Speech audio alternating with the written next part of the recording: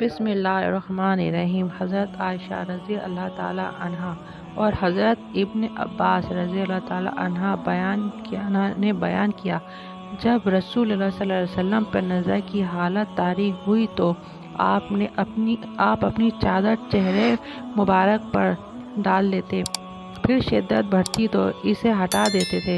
हुज़ूर अकरम सल्लल्लाहु अलैहि वसल्लम ने इसी हालत में फरमाया था, अल्लाह ताला की लानत हो यहूद और नसारा पर कि उन्होंने अपने अंबिया की कब्रों को सजदा गाह बना लिया।